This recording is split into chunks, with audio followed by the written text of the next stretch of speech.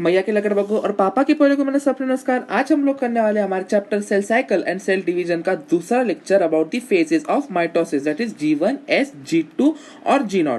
तो चलिए शुरुआत करते हैं आज के लेक्चर को। तो चलिए देखते हैं G1 फेज के बारे में। यहाँ पे G मतलब gap between S and M phase, ठीक है ना। इसको कहते हैं गैप फेज या gap phase 1। Growth of cytoplasm, endoplasmic reticulum and Golgi bodies, यानी यहाँ पे जब सेल का डिवीजन टाइम आता है तो हमको दो अलग अलग, हमको एक पेरेंट बॉडी में से दो डॉटर सेल्स बनानी है। तो हमको दो अलग अलग आपको वो लगेगी, क्या कहते हैं, आपको एक पेरेंट, आपको एक अलग, एक नया आपको एंडोप्लाज्मिक रेटिकुलम लगेगा, आपको एक नया गोल्गी बॉडी लगेगी और आपको एक नया साइटोप्लाज्म लगेगा जिसमें सब बैठेंगे। तो उसकी ग्रोथ कराता है। ग्रोथ ऑफ एंजाइम्स, ट्रांसलेशन और ट्रांसक्रिप्शन यानी आरएनए प्रोटीन तैयार करने के लिए ट्रांसक्रिप्शन और ट्रांसलेशन होता है। आपके chapter molecular basis of inheritance इस और मॉलिक्यूलर बेसिस ऑफ इनहेरिटेंस में ये आपको बहुत ही बढ़िया तरीके से हो जाने वाला है, ट्रांसक्रिप्शन और ट्रांसलेशन, क्योंकि वो पूरा हिस्सा ही उसका है, ठीक है ना जी, ट्रांसक्रिप्शन और ट्रांसलेशन, ठीक है ना। तो it is also called as G1 phase और पोस्ट माइटोटिक फेज। अब यहाँ देख सकते हैं ये माइटोसिस के बाद आ रही है फेज, माइटोसिस के बाद आ रही है, इसलिए पोस्ट माइटोटिक कहते हैं। Longest phase of the interphase because it is consist of 8 to 12 hour. अगर अपना पूरा सेल साइकिल ह्यूमन बॉडी में का 24 घंटा है तो उसमें का आपका 8 से 12 घंटे आपके ये फेज ले लेता है, क्योंकि ये आपका मेजर काम करता है। क्या करता है? ग्रोथ ऑफ साइटोप्लाज्म कर लेगा, ग्रोथ ऑफ आपका एंडोप्लाज्मिक रेटिकुलम कर लेगा, ग्रोथ ऑफ बॉडी बॉडीज कर लेगा, एक्सेट्रा एक्सेट्रा एक्सेट्रा। आपकी ग्रोथ ऑफ एंजाइम्स का ट्रांसक्रिप्शन, ट्रांसलेशन और ट्रांसक्रिप्शन कर लेगा। आरएनए प्रोटीन को तैयार करने का काम करेगा। Most of the cell organelles duplicate over here. इसकी कई सारी बुक्स में एक एम्बिग्विटी है। मोस्ट ऑफ द सेल, और कुछ बोलते हैं नहीं होते most of the cell organelles duplication, और कुछ बोलते हैं कि most of the cell organelles duplicate यही होती है। पर हम लोग एनसीईआरटी को फॉलो करते चलेंगे कि most of the cell organelles duplicate over here. फिर उसके बाद अगर आपका पास एक क्या होता है कि भाई अगर आपका एक G1 चेक पॉइंट आता है, G1 का चेक पॉइंट आता है, जब G1 फेज हो चुका है तो एक G1 चेक पॉइंट आएगा कि वेदर आपके सेल को फर्दर ग्रोथ करने के लिए S फेज में जाना है या वेदर आपके सेल को ग्रोथ स्टॉप करके G0 फेज यानी आपके परमानेंट स्टॉपिंग वाले आपके स्टॉपेज फेज में जाना है, G0। The cell will not divide over here and the cell will divide over here if it goes to the S phase. अगर इस चेक पॉइंट पे से वो पता कर लेगा, निर्धारित कर लेगा कि वेदर G1 चेक पॉइंट को वो निर्धारित करेगा कि वेदर आपका जो ये जो सेल है, वेदर आपका ये जो सेल है वो आपका गिवन सेल को आगे डिवाइड होना है या नहीं होना तो वो G0 में जाएगा, होना है तो S में जाएगा। हमारा ये पार्ट हो चुका है G1 फेज। देख लेते हैं क्या क्या होता है G1 फेज में। एक इंपॉर्टेंट बात है जो याद रखनी है, G1 का मतलब होता है गैप, पहला पॉइंट। दूसरा पॉइंट ये क्या करता है, ये करता है आपका endoplasmic reticulum, Golgi bodies, cytoplasm और इसकी ग्रोथ। ऑल्सो ये आपके आरएनए प्रोटीन सिंथेसिस हेतु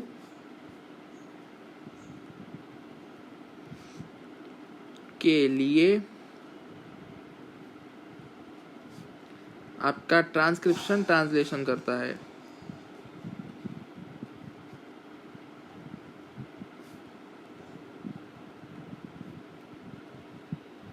ये करता है। दूसरा पॉइंट ये है इसमें कि ये साथ ही साथ आपका एक और जो काम करेगा, ये करेगा, ये आपका सबसे लंबा फेज है।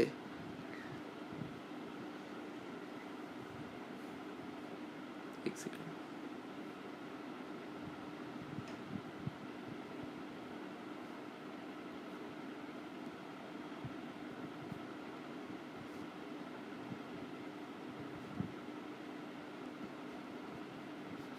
सबसे लंबा फेज ऑफ अबाउट 8 से 12 घंटों का, ये आपके मोस्ट ऑर्गेनल्स का डुप्लीकेट कर लेगा, मोस्ट ऑर्गेनल्स डुप्लीकेट होते हैं ये इस फेज में। ठीक है ना जी, हमारे ये सारे पॉइंट्स हो चुके हैं, ये अपने जीवन के पॉइंट्स थे। ओके, तो चलिए आगे बढ़ते हैं हम लोग जी आपके एस फेज G2 फेज के ऊपर। चलिए देखते हैं एस फेज के बारे में। एस फेज क्या कहता है? एस फेज यानी आपका एस फेज जो है आपके मोस्ट वेरिएबल फेज में है, क्योंकि इसमें जो आपके डीएनए की वैल्यू रहती है वो एट इनिशियली एस फेज में 2n रहती है, पर at the end of the S phase वो 4n हो जाती है। फिर उसके बाद डीएनए रेप्लिकेशन जो होता है, डीएनए रेप्लिकेशन यूकैरियोट्स में न्यूक्लियस में होता है और प्रोकैरियोट्स में साइटोप्लाज्म में होता है। क्या, अरे मार्किंग गलत हुई, हाँ, प्रोकैरियोट में साइटोप्लाज्म में होता है। C is the number of DNA whereas N is the number of ploidy और the number of chromosome, it is N haploid, diploid 2n, 3n triploid. तो यहाँ क्या होता है 2C यानी नंबर ऑफ डीएनए। तो हमने सुना था कि जो एस फेज है वो डीएनए रेप्लिकेशन के लिए रिस्पॉन्सिबल रहता है। तो आपका जो 2C यानी 2C का 4C हो जाएगा इस फेज में, एस फेज में 2C का 4C हो जाएगा। यानी अगर ये ऐसा है तो ये ऐसा फूल के जैसा बन जाएगा। ठीक है ना जी, ऐसा 2C to 4C बन जाएगा। फिर उसके बाद क्या आता है कि आपका ये जो 2n है, पर जो क्रोमोसोम्स नंबर ऑफ क्रोमोसोम है 2n, वो 2n ही रहेगा, वो 2n ही रहेगा, उसमें कोई बदलाव नहीं आएगा, इसलिए वेरिएबल फेज कहते हैं। ये एंड कैसे होता है? एस फेज की एंड यानी कंप्लीशन ऑफ डीएनए रेप्लिकेशन। ठीक है ना जी, डीएनए रेप्लिकेशन के कंप्लीशन से आपका एस फेज खत्म होता है। हिस्टोन प्रोटीन का वापर किया जाता है डीएनए की पैकेजिंग के लिए। डीएनए की पैकेजिंग के लिए किसका वापर किया जाता है? हिस्टोन प्रोटीन का वापर किया जाता है। सेंट्रियोल्स की डुप्लीकेशन होती है स्पिंडल फाइबर्स बनाने हेतु। स्पिंडल फाइबर्स को बनाने हेतु सेंट्रियोल्स की डुप्लीकेशन होती है, कुछ इस प्रकार से वो बनता है। समझ लीजिए ये ऐसा एक आपका स्पिंडल फाइबर है, तो ऐसे स्पिंडल फाइबर का क्या होगा,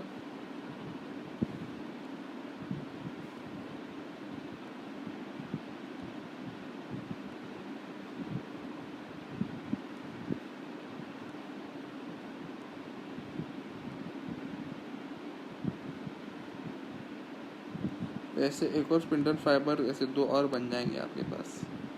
ठीक है ना जी, देखिए ऐसे 2 और स्पिंडल फाइबर बन गए।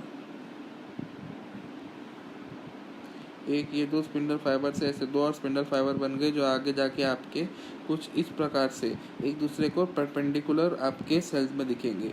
ठीक है ना जी, कुछ इस प्रकार से एक दूसरे को परपेंडिकुलर दिखेंगे स्पिंडल फाइबर।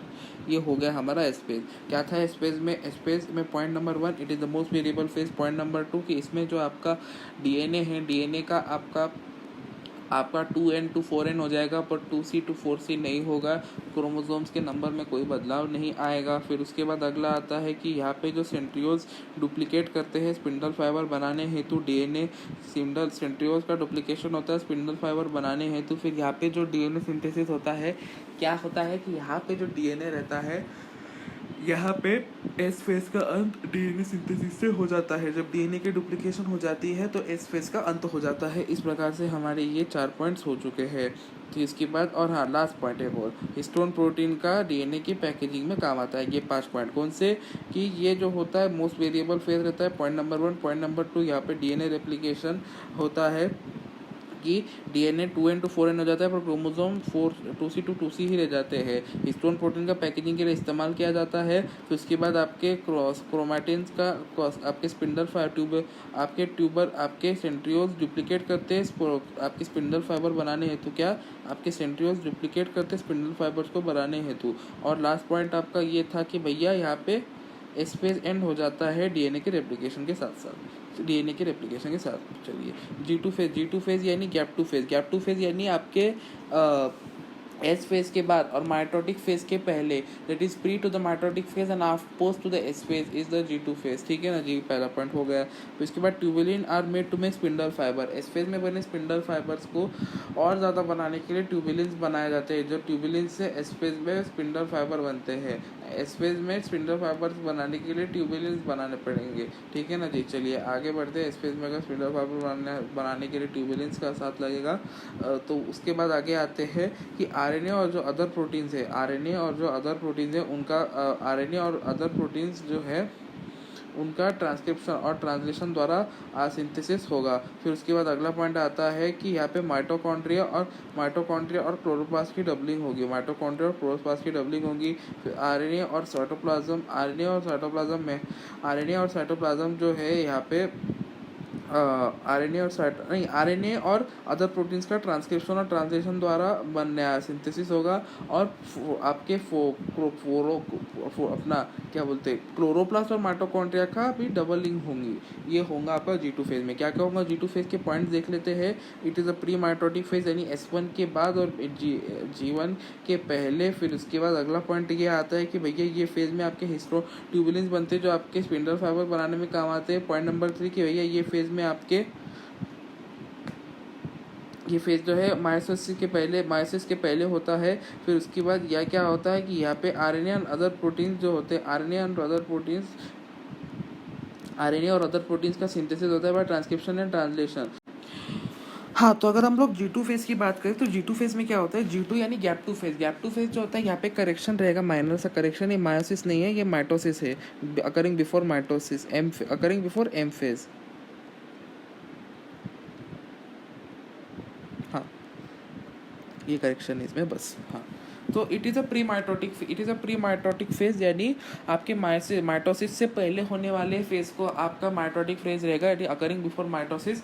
फिर उसके बाद आपका इस फेज में क्या होगा, ट्यूबुलिन फाइबर्स का इस्तेमाल किया जाएगा स्पिंडल फाइबर बनाने हेतु। हमने पिछले इस फेज में देखा था कि हम लोगों ने आपके इसके बाद डीएनए के रेप्लिकेशन के बाद हमने स्पिंडल फाइबर्स का फॉर्मेशन किया था by the help of centriole duplication से हमने स्पिंडल फाइबर का फॉर्मेशन किया था। हिस्टोन प्रोटीन सेंट्रियोल की डुप्लीकेशन से हमने स्पिंडल फाइबर्स का फॉर्मेशन किया था। और स्पिंडल फाइबर्स का फॉर्मेशन करने हेतु हम लोग आपके ट्यूबुलेंस का मदद लेंगे। ट्यूबुलिन के साथ से हम लोग स्पिंडल फाइबर्स को बनाएंगे। फिर उसके बाद प्रोटीन और अदर प्रोटीन और आरएनए के सिंथेसिस को हम लोग with the help of transcription और ट्रांसलेशन करेंगे। ट्रांसलेशन और ट्रांसक्रिप्शन की वजह से हम लोग आरएनए और अदर प्रोटीन का सिंथेसिस करेंगे। और द लास्ट पॉइंट ये है कि भैया आपकी G2 फेज में क्या होता है कि G2 फेज में आपका जो G2 फेज में आपका माइटोकॉन्ड्रिया और साइटोप्लाज्म जो है वो डबल हो जाता है। साइटोप्लाज्म और G2 फेज साइटोप्लाज्म नहीं, पार्डन में, आपके G2 फेज में आपका क्लोरोप्लास्ट, साइटोप्लाज्म की बोल रहा हूँ मैं, पार्डन कीजिएगा,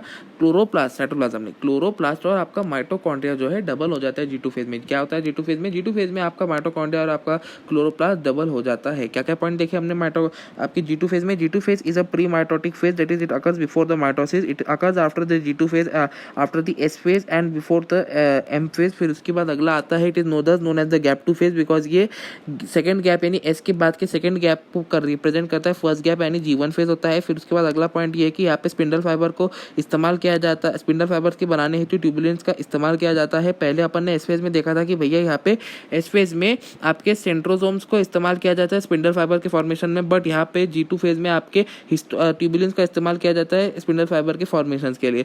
आपका अगला पॉइंट ये आता है कि यहाँ पे आपके आरएनए और अदर प्रोटीन्स का synthesis by translation and transcription होता है। और अगला लास्ट पॉइंट ये आता है कि यहाँ पे माइटोकॉन्ड्रिया और क्लोरोप्लास्ट डबल हो जाते हैं। ये पॉइंट्स है G2 फेज के। अगले बढ़ते हैं G0 फेज यानी क्वाइसेंट फेज के ऊपर। G0 फेज को हम लोग क्वाइसेंट फेज के नाम से या रेस्टिंग फेज, क्वाइसेंट फेज या आपका क्वाइसेंट फेज के नाम से भी जाना जाता है। क्वाइसेंट फेज और एक सेकेंड जूम, हाँ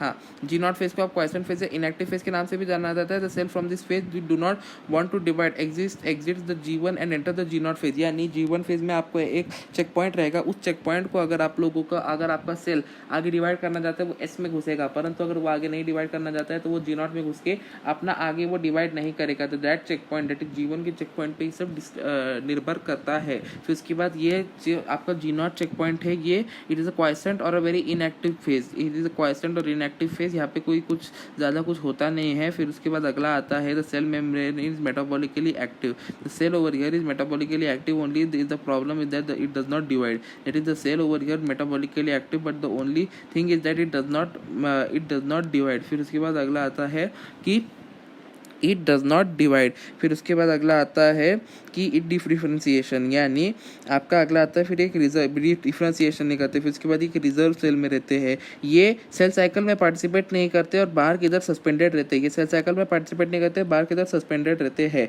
अगर वो चाहते हैं कि वो G0 से G1 में आए तो वो ऐसा कर सकते हैं और इस प्रोसेस को डिफ्रेंशिएशन का नाम दिया गया है। G0 से G1 वापस आने को डिफ्रेंशिएशन का नाम दिया गया है। अगर हमारे लाइफ में G0 फेज न हो तो हमारे बॉडी के सेल्स जो है कंटिन्यूसली डिवाइड होते जाएंगे, जिसको हमको कैंसर हो सकता है।